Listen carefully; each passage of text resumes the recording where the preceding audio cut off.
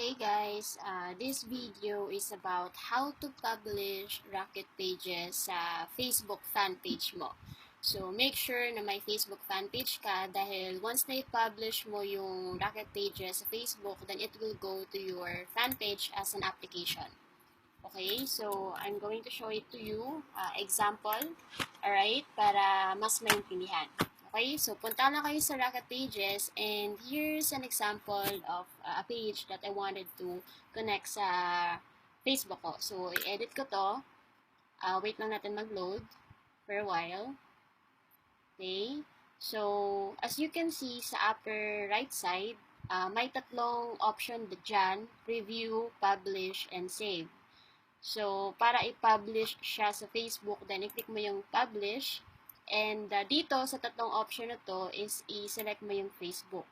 Okay? So, pag i-click mo yung Facebook, then it will ask you, publish to Facebook page. Alright? So, importante na may Facebook fan page ka for this. Okay, so i-click mo yan.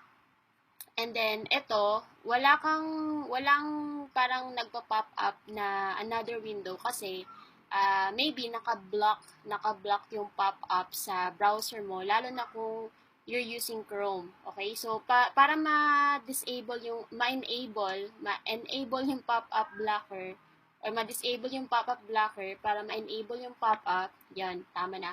I-click mo lang to na may X, and then click on always allow pop-ups from Rocket Pages.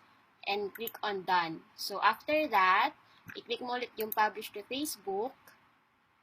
And here you go, may another pop-up window na mag-appear, diba? So, as I said earlier that this will appear as an application sa Facebook fan page mo.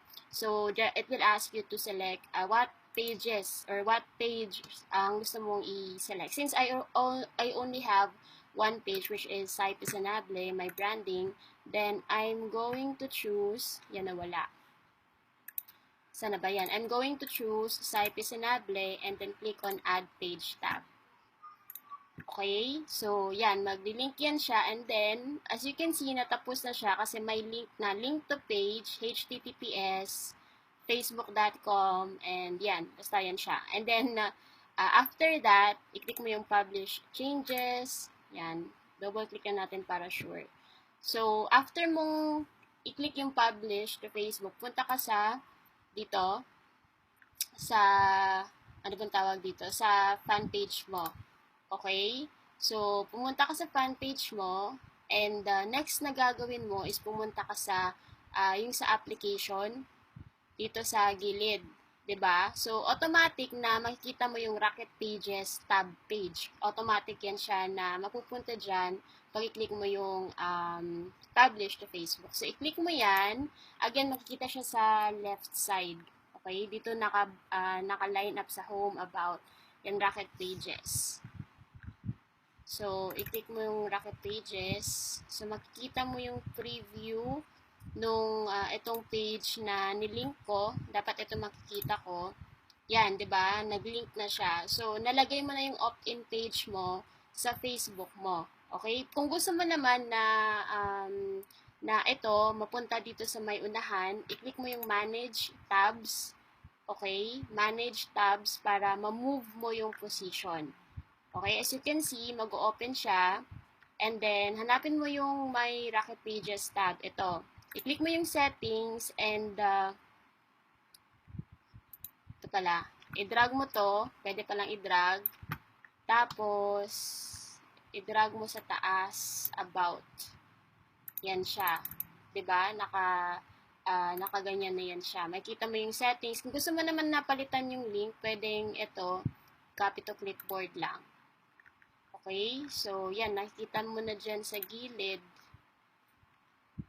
Yan. Tapos kung gusto mo naman i-edit yung pangalan, after mo i-click itong edit page para ma-reposition yung Rocket Pages mo na application, punta ka lang sa apps, and then ito, edit settings, then i-customize natin yung pangalan.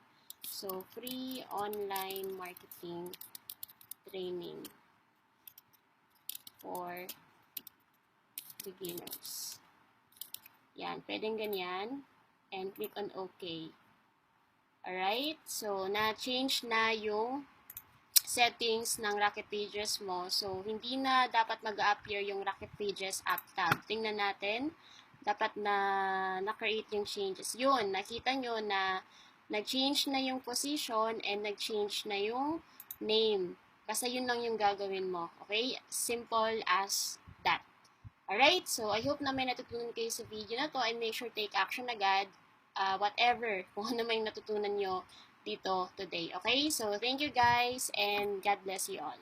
Bye for now.